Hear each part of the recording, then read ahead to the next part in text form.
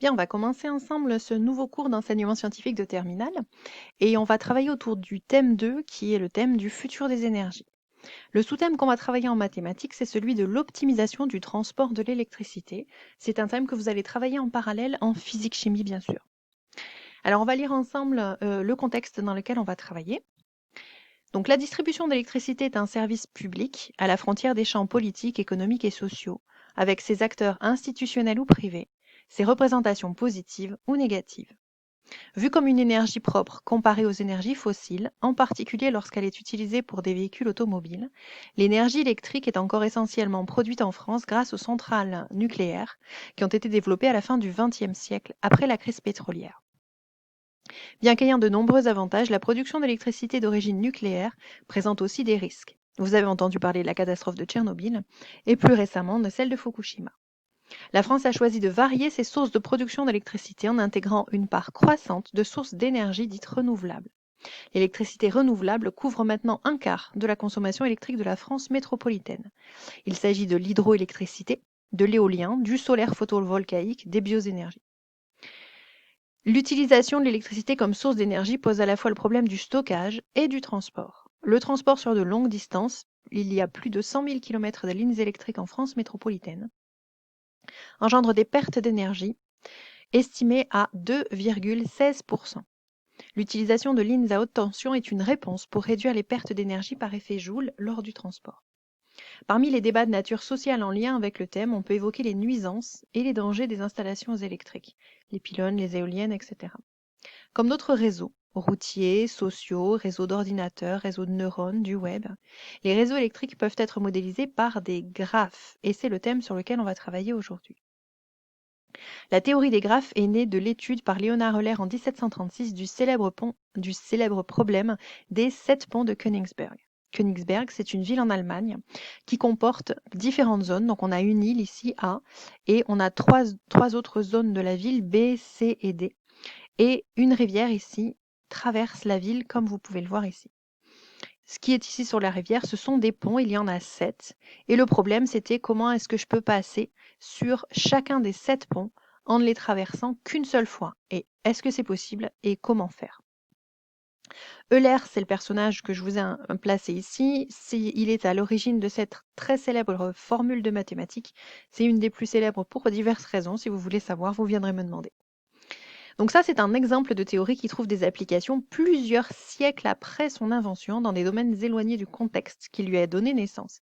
Les graphes aujourd'hui font toujours l'objet de recherches en mathématiques et en informatique dans différents thèmes dont on parlera un petit peu plus loin. On va commencer par travailler aujourd'hui autour du thème des graphes et des réseaux électriques et dans cette première vidéo sur la notion de graphe. Donc ce qu'on appelle un graphe non orienté, c'est un objet qui est constitué d'un ensemble de points qu'on appelle des nœuds ou des sommets et d'un ensemble de paires de nœuds distincts qu'on appelle des arêtes. On va dire que le graphe est orienté si on est dans la même configuration, donc des points et des couples, mais cette fois-ci on va les appeler les arcs, puisque les arcs sont représentés non plus par des segments, mais par des flèches. Un graphe orienté ou non peut être pondéré par des valeurs numériques affectées à ces arêtes ou à ces arcs. Donc on met des nombres sur les segments, sur les arcs. Donc par exemple ici, vous avez un graphe qui est constitué de 4 sommets, A, B, C et D. A est un sommet du graphe. Les sommets A et C sont reliés par un arc non orienté, vous voyez, il n'y a pas de flèche. Cela signifie que A est relié à C et que C est relié à A. Autrement dit, je peux parcourir AC dans ce sens-là et CA dans ce sens-là. Par exemple, les sommets C et D, eux, ne sont reliés que par un arc orienté de C vers D. Donc je peux dire que C est relié à D, mais D n'est pas relié à C. Lorsque deux sommets sont reliés par un arc, on dit qu'ils sont adjacents.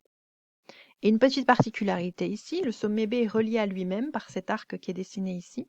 On dit que l'arête de B à B, c'est ce qu'on appelle une boucle.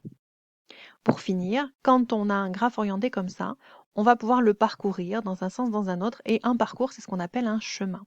Donc ici, A, B, B, C, D, je vais le parcourir de A, B, B, C, D. C'est un chemin entre A et D.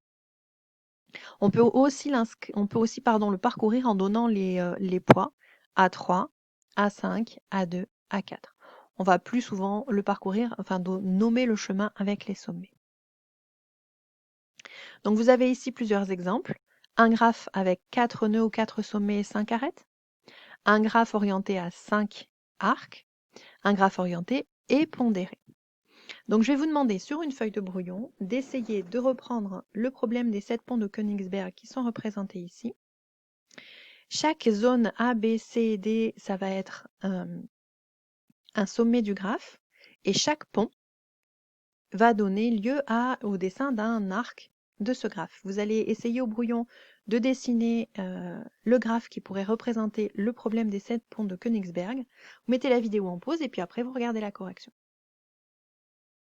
Alors on va revenir sur la ligne du graphe ici. Hop.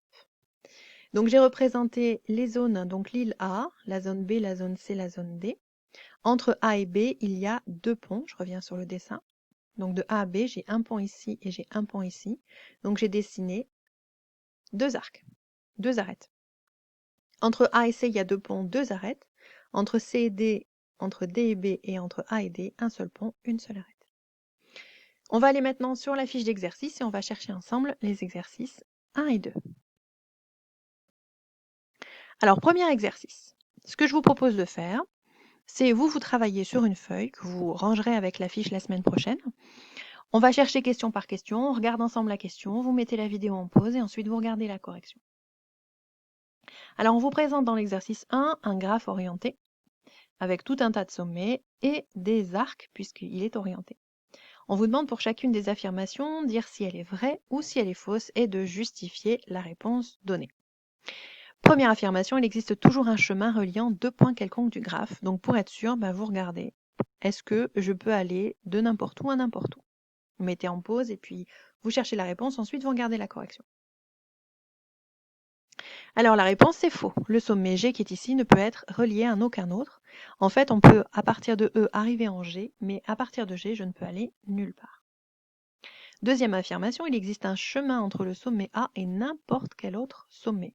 Donc en partant de A, par exemple, je peux arriver au sommet E en faisant A, B, E.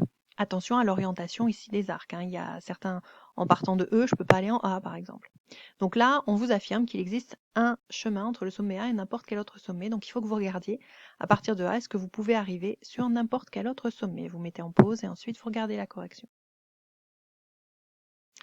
Alors la réponse, c'est que c'est vrai. À partir du sommet A, je peux arriver sur n'importe lequel de ces sommets, par exemple en suivant le chemin que j'ai donné ici. Dernière question, reprendre les questions précédentes en enlevant ici l'arc qui est entre C et D. Vous mettez en pause, vous cherchez et ensuite vous regardez la correction.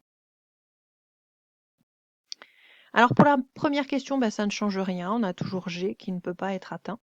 Pour la deuxième question, on ne peut pas en partant de A trouver un chemin qui nous amène en D. Puisque si j'enlève cet arc CD, eh bien, il n'y a aucun moyen d'arriver en D. On va passer à l'exercice 2. Donc Alexis habite une ville dont les rues ont été représentées dans le graphe ci-contre. Les arcs orientés représentent les rues et les sommets représentent les croisements. Alexia souhaite faire une promenade, pour cela elle souhaite partir de chez elle le sommet M et y revenir en passant par au moins 5 sommets. Mais elle veut absolument éviter le carrefour dangereux qui est en C ici. On vous demande de lui proposer un itinéraire de promenade. Alors par exemple, faites attention, entre 7 et M, je peux aller de 7 vers M, mais pas de M vers 7, puisque je n'ai qu'un seul sens de parcours pour cette route. Vous mettez en pause et vous cherchez une solution. Alors voilà ce que je vous propose, c'est peut-être pas la seule balade possible, mais en voilà une, donc c'est M, 1, 8, 1, 8, 7, et je reviens en M. Deuxième question, Alexa travaille au sommet T qui est ici. Identifier le trajet comportant le moins de croisements lui permettant de rentrer chez elle le soir après le travail. Et deuxième partie, peut-elle éviter le carrefour dangereux en C? Alors, la correction. Moi, je vous propose ce parcours-là, T, 6, 5, C et M. Et non, elle ne peut pas éviter le carrefour dangereux. Donc moi, j'ai schématisé un petit peu la situation en regardant toutes les possibilités. En partant du travail, elle n'a pas le choix, c'est 6. Et quand elle est en 6, j'ai évité tous les retours en arrière qui ne servaient à rien. Elle ne peut aller qu'en 5. Arrivée en 5, on a 2 possibilités, soit aller vers C, et donc on termine en allant vers M, soit aller vers 4. Arrivé en 4, deux possibilités. Soit je vais vers C, je termine vers M. Donc c'est un autre parcours possible, mais il est plus long que le précédent. Soit arrivé en 4, je vais en 3. En 3, je n'ai pas d'autre choix que d'aller en 2. Et en 2, je suis coincée. Soit je reviens en arrière, soit je peux rien faire d'autre. Donc il n'y a pas d'autre possibilité. Voilà pour cette première partie.